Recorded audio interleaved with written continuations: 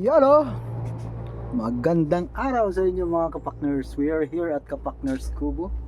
Gulat kayo ngayon ko lang in-upload ang tong page na to, ano? Kasi nga itong page na to ay ang hirap din pala mag-handle ng maraming page. O di, uploadan ko to. Update ko lang kayo sa ating kubo. Yan ang ating kubo, as usual. Sobrang ganda na. Tapos yung kubo natin ay CCTV na siya, guys. Dalawa na pala yan. O, di ba?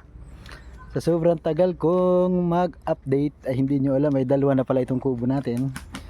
Tapos hindi mo na namalayan, may talisay na dito. Ang bilis na ang pangyayari, may talisay na agad ang ating kubo, guys. So salamat sa pagsuporta nyo dito sa page na to, kahit ito'y wala pang 1k followers. So baka naman paabutin nyo pa.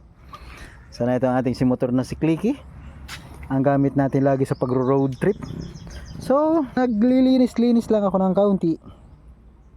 Tinatabasan natin gamit ang ating mahiwagang kalaithan. Di ba naka solar power, guys, ang ating Kapakners Kubo. Konting tour lang naman to. Binarnisan ko at nang hindi naman nagluluma. Di ba?